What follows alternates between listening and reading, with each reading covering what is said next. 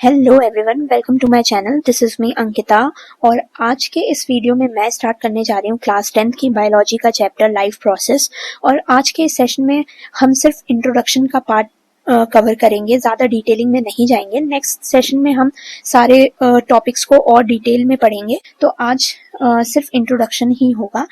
और मेरे इस वीडियो का मोटिव ये है कि मैं इस चैप्टर को सिंपल से सिंपल वर्ड्स में इजी तरीके से एक्सप्लेन कर पाऊँ, जिससे आपको ये चैप्टर बहुत इजीली समझ आ जाए बिना रटे या बिना मेमोराइज किए।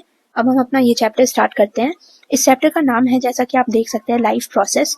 लाइफ प्रोसेस को अगर हम सिंपल तरीके से समझें तो लाइफ प्रोसेस क्या है? तो लाइफ प्रोसेस क्या है? The basic functions performed by living organisms to maintain their life on this earth are called life process. ऐसा तो शायद ही हो सकता है कि आपके 10th के बोर्ड्स में या 10th के एग्जाम में लाइफ प्रोसेस की डेफिनेशन पूछी जाए, लेकिन हमें पता होना चाहिए।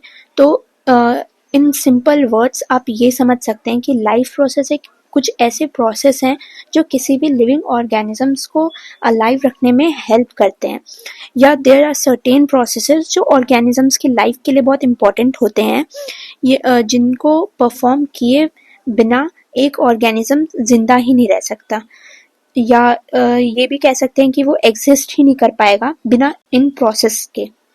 तो वो कुछ प्रोसेस हैं जो आप देख सकते हैं: न्यूट्रिशन, रेस्पिरेशन, ट्रांसपोर्टेशन, एक्सक्रीशन। ये सारे प्रोसेसेस हम डिटेल में आगे पढ़ेंगे। सबसे पहले हम ऊपर ऊपर से समझ लेते हैं कि ये क्या कहना चाहता है, ये प्रोसेस है क्या। तो न्यूट्रिशन क्या होता है? कोई भी खाना जब हम खाते हैं, इनटेक ऑफ फूड, उसे हम न्यूट्रिशन कहते हैं। उसके बाद आता है रेस्पिरेशन। अब हमने वो फूड तो खा लिया, अब ब्रेक डाउन होके ग्लूकोज में कन्वर्ट होता है ताकि वो एनर्जी प्रोवाइड कर पाए हमारी बॉडी को, या हम जो भी डेली एक्टिविटीज परफॉर्म करते हैं तो उससे हमें एनर्जी कहाँ से मिलती है? ग्लूकोज से मिलती है। जो ग्लूकोज है वो हमारे ब्लड में जाके मिक्स हो जाता है। ब्लड है वो सारे बॉडी पार्ट्स में ट्रांसपोर्ट होता है थ्रू हार्ट। तो उस प्रोसेस को हम कहते हैं ट्रांसपोर्टेशन। ट्रांसपोर्ट होने के बाद जो भी वेस्ट होता है वो एक्सक्रीट आउट हो जाता है, तो उस प्रोसेस को हम कहते हैं एक्सक्रीशन। तो ये सारे प्रोसेस ही बहुत इंपॉर्टेंट है किसी भी लिविंग ऑर्गेनिजम्स को अलाइव रखने में। अब हम इस प्रोसेस को थोड़ा और डिटेलिंग में पढ़ेंगे। तो nutrition, the process of taking in food and converting it into energy and other vital nutrients required for life। तो न्यूट्रिशन का मतलब सिर्फ खाना खाना ही नहीं होता है। जो भी हमने खाना खाया है उस खाने को यूटिलाइज करना, जब वो एनर्जी में कन्वर्ट हो जाता है, तो इस पूरे प्रोसेस को हम कहते हैं न्यूट्रिशन। और ये न्यूट्रिशन डिवाइड है 2 टाइप्स में, ऑटोट्रॉफिक और हेट्रोट्रॉफिक। तो ऑटोट्रॉफिक क्या है? नाम से भी आप समझ सकते हैं, auto and trophic. Auto means self, trophic means nutrition या नरिशमेंट। तो जो खुद का नरिशमेंट खुद करता है, खुद का खाना खुद बनाता है। Autotrophic where organism synthesize their own food, example green plants and algae. Autotrophic further divide होता है फोटोसिंथेटिक और कीमोसिंथेटिक ऑटोट्रॉफिक में। फोटोसिंथेटिक में क्या होता है? जो प्लांट्स अपना खाना फोटोसिंथेसिस प्रोसेस से बनाते हैं उसको हम कहते हैं फोटोसिंथेटिक ऑटोट्रॉफिक। ये हम आगे और डिटेलिंग में पढ़ेंगे अपने नेक्स्ट क्लास में। कीमोसिंथेटिक ऑटोट्रॉफिक में क्या होता है? वो भी खुद केमिकल की हेल्प से खाना बनाते हैं। किसी भी नाइट्रोजन कंपाउंड को ब्रेक करके जब उसमें केमिकल एनर्जी में कन्वर्ट करते हैं और वही उनका खाना होता है। तो ये हो गया कीमोसिंथेटिक ऑटोट्रॉफिक। अब हम बात करते हैं हेट्रोट्रॉफिक न्यूट्रिशन की। हेट्रोट्रॉफिक न्यूट्रिशन में क्या होता है?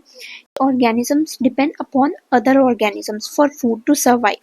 Example animals and fungi etc. तो इसमें क्या है कि कोई भी ऑर्गेनिज्म खाना खुद नहीं बना सकता खुद का, वो दूसरे ऑर्गेनिजम्स पे डिपेंड होता है अपना खाना बनाने के लिए। ये हेट्रोट्रॉफिक फर्दर डिवाइड है 3 टाइप्स में, होलोजोइक, सेप्रोफाइटिक और पैरासिटिक। तो हम अब ये समझेंगे कि होलोजोइक होता क्या है। Holozoic where organisms ingest whole food material, digest it internally, absorb nutrients, they may be herbivore, carnivore and omnivore. ये क्या कहना चाह रहा है? वो ऑर्गेनिजम्स जो अपना सॉलिड फूड या होल फूड खाते हैं और अपने बॉडी के अंदर ही डाइजेस्ट करते हैं, वो ऑर्गेनिजम्स फॉलो करते हैं होलोजोइक हेट्रोट्रॉफिक न्यूट्रिशन, जैसे कि हर्बीवोर, कार्निवोर एंड ओमनिवोर में हर्बीवोर्स जो सिर्फ ग्रीन प्लांट्स खाते हैं, कार्निवोर्स जो अदर एनिमल ईटर होते हैं, ओमनिवोर जो दोनों ही होते हैं, प्लांट और एनिमल। तो ओमनिवोर में आते हैं हम ह्यूमन बींग्स, जो हम दोनों पे डिपेंड है। अब हम बात करते हैं सेप्रोफाइटिक की। तो सेप्रोफाइटिक में क्या है, where organisms obtain food from dead and decaying organic matter, food is digested externally, then nutrients are absorbed. Example, bread mold हो गया, ईस्ट हो गया, मशरूम हो गया। वो ऑर्गेनिजम्स जो डेड और डीके मैटर फीड करते हैं और वो अपना खाना अपने बॉडी के बाहर ही डाइजेस्ट करते हैं, न्यूट्रिएंट्स उसका एब्जॉर्ब करने से पहले। फॉर एग्जाम्पल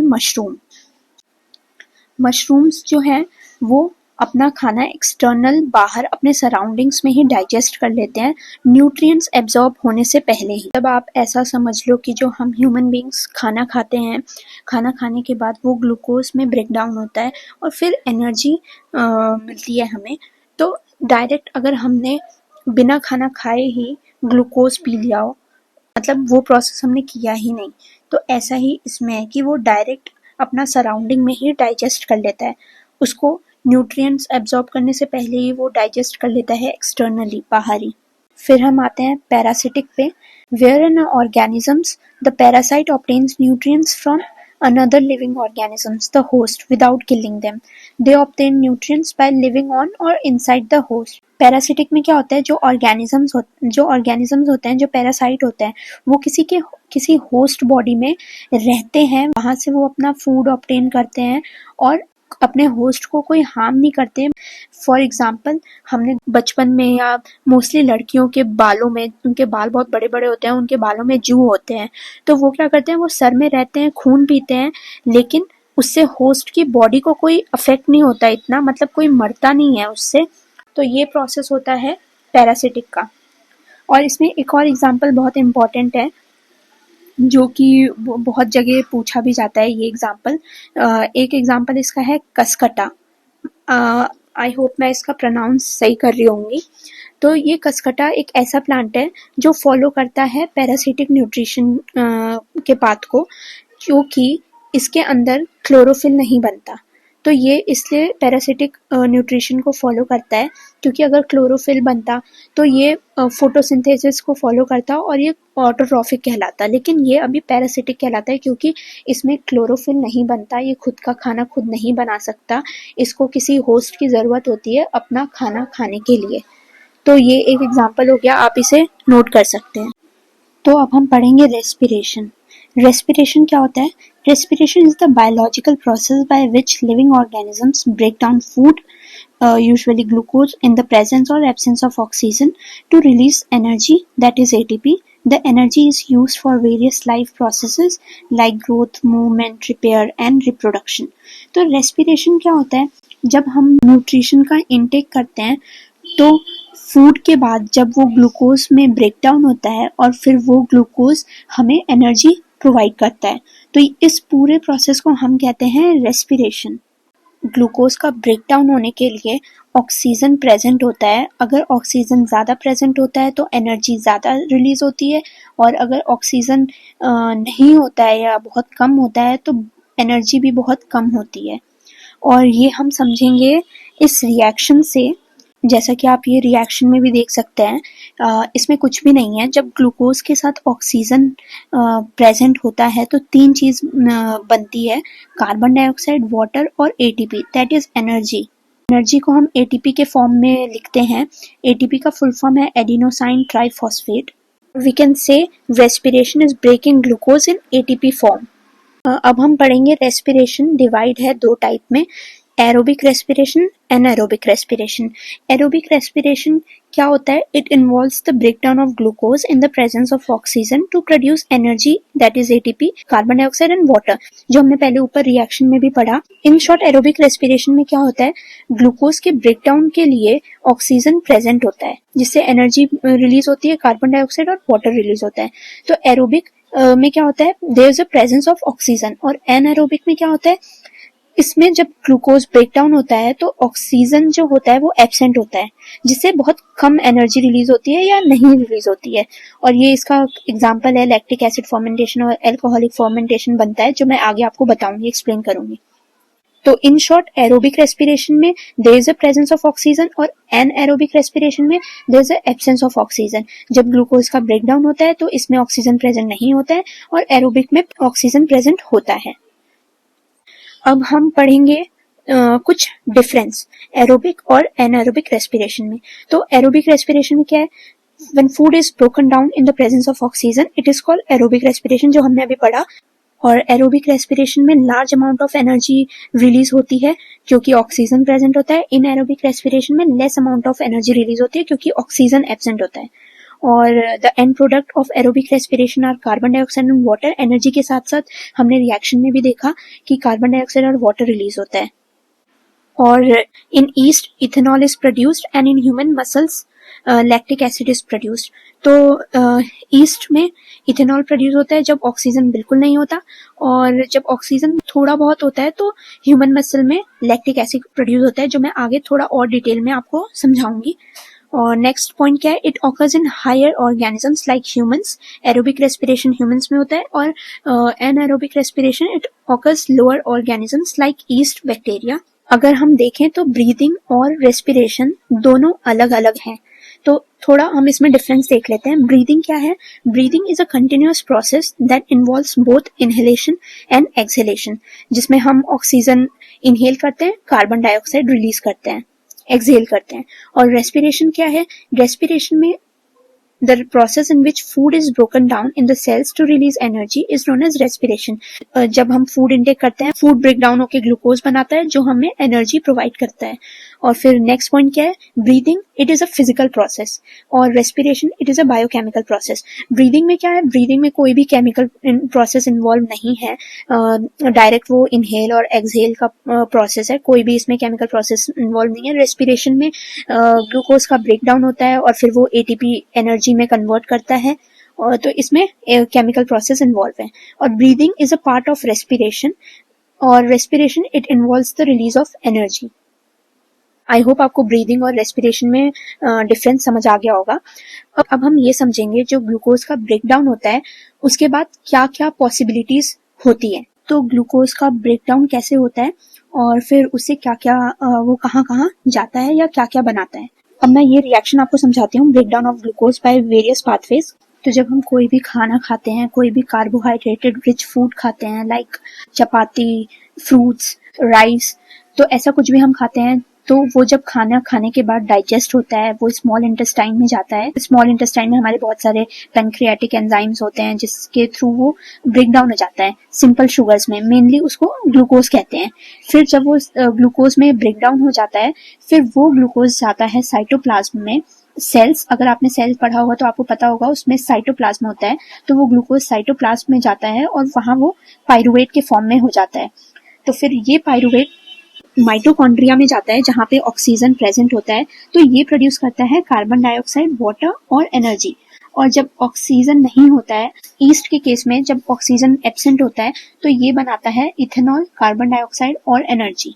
और जब लैक ऑफ ऑक्सीजन होता है ह्यूमन मसल सेल्स में, जब ऑक्सीजन की कमी होती है, थोड़ा बहुत ऑक्सीजन होता है, तो ये बनाता है लैक्टिक एसिड। बहुत बार हम जब कोई स्पोर्ट्स खेलते हैं या वर्कआउट करते हैं, एक्सरसाइज वगैरह करते हैं, तो अचानक हमारे बॉडी में कभी कभी क्रैम्प्स आ जाते हैं या ऐसा अचानक से हाथ में या हमारे पैर में पेन होने लगता है। तो ये पेन कैसे होता है, क्योंकि जब हम वर्कआउट करते हैं या कोई भी एक्टिविटी करते हैं तो उस मसल सेल्स में वहाँ पे ऑक्सीजन की कमी हो जाती है, ऑक्सीजन इनसफिशिएंट होता है, फिर लैक्टिक एसिड प्रोड्यूस हो जाता है और लैक्टिक एसिड प्रोड्यूस होने की वजह से हमारे उस मसल में पेन होना स्टार्ट हो जाता है। ये प्रोसेस को हम ये भी कह सकते हैं कि एनएरोबिक रेस्पिरेशन है, क्योंकि यहाँ पे ऑक्सीजन कम है या तो होता ही नहीं है ईस्ट के केस में। आई होप आपको ये ब्रेकडाउन ऑफ ग्लूकोज समझ आ गया होगा।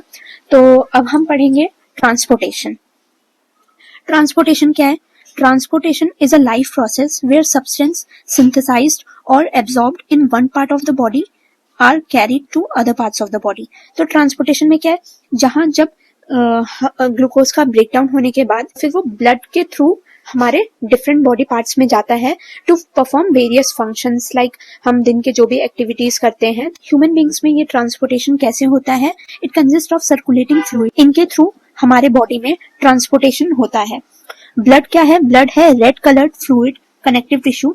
ब्लड का काम क्या है? वो ऑक्सीजन और न्यूट्रिएंट सप्लाई करता है हमारी बॉडी में।